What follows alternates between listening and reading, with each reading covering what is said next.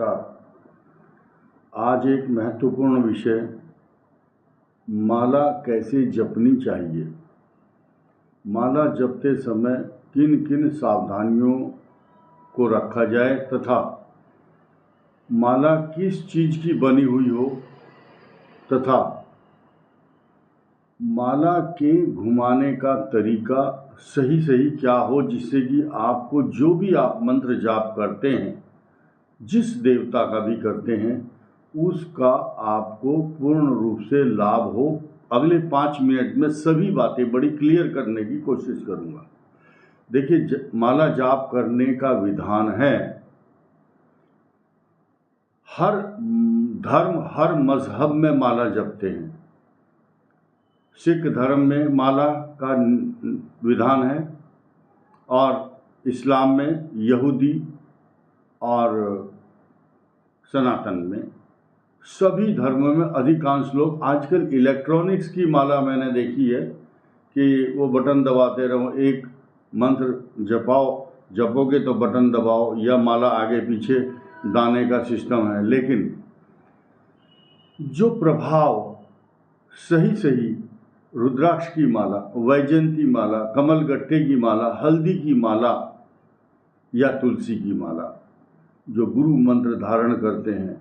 लेकिन यहाँ मैं बताऊंगा, महिलाओं को तुलसी की माला धारण नहीं करनी चाहिए, ना उससे जाप करना चाहिए। उसके पीछे बहुत बड़ी कथा है, समय कम है। बस ये समझिए कि महिलाओं को तुलसी की माला का प्रयोग मना है। आगे बढ़ते हैं। रुद्राक्ष की माला सबसे अच्छी बताई गई है, चाहे छोटा दाना है या बड़ा, उनके नंबर होते हैं, 1 नंबर 2 नंबर या बड़ा दाना। कुछ महात्मा पहनते हैं रुद्राक्ष, वो अलग बात है। तो माला का जाप करते समय तो कई चीजें हैं, मारण मोहन उच्चाटन विद्वेषण वशीकरण। तो जो शांतिकरण है, जो ग्रह शांति, जिससे आप सकाम भक्ति, सकाम यानी कि कामना रख करके जो जाप किया जाता है, उसका आपको अपने ग्रह ठीक करने हैं। कोई किसी के लिए महामृत्युंजय का जाप करना है, या आपको सामान्य रूप से आपका रूटीन है कि मुझे रोज इतना जाप करना है शिव के नाम का, कृष्ण, राम या जो भी जाप करते हैं, जिस देवता का भी, उसका एक सिस्टम है, नियम है। तो मैं आपको सभी बातें बताऊंगा। इसके अलावा जब आप जाप करते हैं और जाप करते समय आपकी हाथ से माला छूट गई, ये अशुभ लक्षण है। अगर दो चीजें, या तो आपका दाना आगे पीछे हो गया, आप भूल गए, वो नुकसान नहीं है, दोबारा शुरू कर सकते हैं आप। लेकिन हाथ से माला अगर छूट गई तो जिस कार्य के लिए आपने ये संकल्प और नियम उठाया था, तो वो नष्ट हो जाएगा, ऐसा शास्त्रों में लिखा है। हमारी अपनी कपोल कल्पित कहानी नहीं है। इसके अलावा अब ध्यान रखने की बात है, ध्यान कितना लगता है आपका। माला फेरत जुग भया, गया न मन का फेर, कर का मन का डारी के, मन का फेर। वैसे तो मानसिक जाप करने का विधान है। अगर किसी के पास माला नहीं है तो हाथ में भी इनकी संख्या दी गई है। तो ये जाप, इन हाथों से जो उंगलियों के निशान है, इनसे ये 12 होते हैं। 12 को 9 बार आवृत्ति करते हैं। बहुत से लोग चने का दाना, चावल रख लेते हैं कि 12 ये हो गए, 9 दाने हमने इधर रख लिए तो 12 नम्मा 108 हो जाएगा। एक जाप, एक माला पूर्ण हो जाएगी। गायत्री के बड़े बड़े पुरस्चरण जो 24 लाख गायत्री करते हैं, उनके लिए भी ये सिद्धांत होता है, नियम होता है। जो माला का जाप करते हैं वो हिसाब रखते हैं, डायरी में लिखते हैं आज कितना जाप हुआ। लेकिन जब आप जाप करते हैं, आपका मन सीधा परमात्मा के चरणों में होना चाहिए। आपका ध्यान माला का दाना आगे बढ़ा या नहीं, इस तरफ ध्यान नहीं होना चाहिए। ये ऑटोमेटिक प्रक्रिया है। जो आदमी गाड़ी चलाता है उसको एक्सीलेटर ब्रेक कब दबाना है, क्या करना है, ये एक ऑटोमेटिक सिस्टम हो जाता है। ठीक इसी प्रकार माला का जाप करते समय अगर नीचे गिर गया, माला आपके हाथ से छूट गई, तो वो कार्य नष्ट हो जाएगा, उसके लिए दोबारा संकल्प करना होगा आपको। इसके अलावा अगर आप ढक करके, एक गौमुख होता है जो ढक करके माला किसी को, कोई लोग दिखाते नहीं है हम कैसे जाप कर रहे हैं, तो एक वो भी आप तरीका अपना सकते हैं। गोमुख उसको बोलते हैं। माला जपने की एक वस्त्र होता है, उंगली, ये उंगली का प्रयोग जाप करते समय कभी नहीं होता। उसमें एक जरा सा अलग विधान है, छेद खोल के रखते हैं ताकि वो उंगली बाहर रहे। ये उंगली बृहस्पति की उंगली है, इसको अहंकार वाचक कहा गया है क्योंकि बृहस्पति यहाँ रहता है। बृहस्पति की उंगली का प्रयोग माला में इसलिए नहीं होता क्योंकि वो कार्य सफल नहीं होगा। विश्व के अंदर जब शत्रु का नाश करने के लिए जाप किया जाता है तो इस उंगली का प्रयोग होता है। इस उंगली से तिलक भी नहीं लगाते।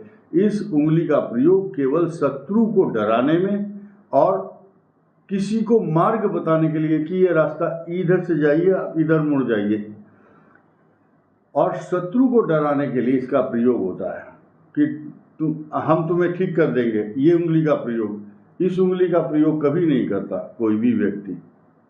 तो ये अहंकार वाचक है और शत्रुनाशक है।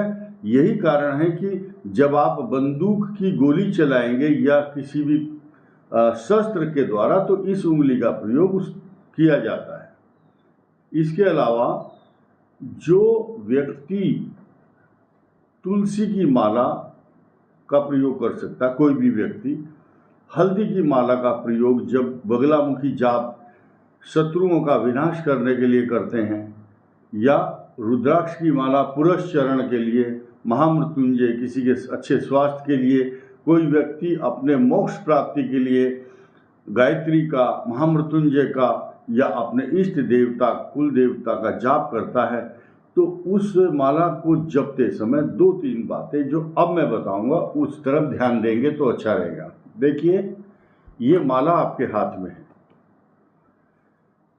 जो सबसे ऊपर दाना होता है इसको बोलते हैं सुमेरु। सुमेरु इसको कहा गया, सुमेरु पर्वत। जब हम जाप करते हैं तो इधर से आरंभ करते हैं, ये सिस्टम होना चाहिए। उंगली अलग होगी आपकी, जाप करते जाएंगे, ओम नमः शिवाय, ओम नमः शिवाय, ओम नमः शिवाय, चलते जाओ, इधर ध्यान ना दो। उंगली का काम खुद चलने का है। जब आप चलते चलते जाप करते समय इधर आ जाएंगे तो यहाँ आने के बाद आपको यहीं से वापस होना है। जो सुमेरु है इसका कोई लांघना नहीं है, पार नहीं करना, ऐसा नहीं सीधे चले जाएं आप। तो ये माला जपते समय कुछ लोग गुरु मंत्र जब धारण करते हैं तो जाप करने के लिए सिद्धांत, नियम, कानून यही है कि जो जाप करने की तरीका बता रहा है वो माला जाप करने का तरीका भी बताएगा। इसीलिए माला जपने का बहुत बड़ा साइंस और मेथड भी है। ये जब हम जाप करते हैं तो हमारे हृदय को और इंट्यूशन को, ज्ञान को, बुद्धि को ये चार्ज करता रहता है। ये रुद्राक्ष को जब हम स्पर्श करते हैं, रुद्राक्ष का स्पर्श ही नेगेटिव जितनी भी एनर्जी हैं, नकारात्मक आत्माएं हैं, नकारात्मक हवाएं हैं, नकारात्मक ऊर्जा है, आसपास जो वायुमंडल है उसको शुद्ध करने का काम एक तो रुद्राक्ष की माला करती है। फिर आप घंटी बजाएंगे या जो मंदिरों में घंटा बजता है, आसपास के जो उसका जो वाइब्रेशंस है, उसकी जो प्रकंपन है, शंख की, घंटी की या रुद्राक्ष की, ये आसपास के जितने भी जीव जंतु हैं उनको व्यथित करती है। जाप करते समय आपको मच्छर नहीं काटेगा, अगर कोई जानवर आपके नज़दीक नहीं आएगा, कोई बुरी आत्माएं आपके निकट नहीं आएंगी। इसलिए इस बात को बहुत गंभीरता से समझते हुए जिस मंत्र का जाप ग्रह शांति के लिए आप कर रहे हैं तो सिर्फ ये 2 उंगलियां और अंगूठे का प्रयोग होगा। आप सिर्फ ये गणेश जी का मंत्र का ले लो, या ओम शनि का मंत्र है ओम सम शनिश्चराय नमः, या ओम सह शनये नमः, बीज मंत्र है ओम सह शनये नमः, चलते जाइए आप। तो आपको इस मंत्र जाप करने से कई हजार गुना फल प्राप्त होता है।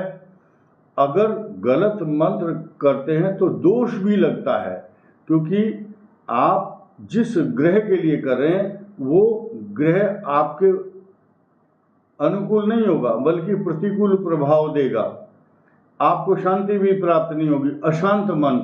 इसीलिए कहा गया एकाग्र चित्त होकर अव्यवस्थित चित्ता नाम प्रसादों की भयंकर है। ऐसी माला अगर जो गलत जाप कर रहा है, वो अगर किसी को आशीर्वाद भी देगा तो वो भी पाप लगेगा उसको, ऐसा शास्त्रों में कहा गया है। इस वीडियो में इतना ही। धन्यवाद।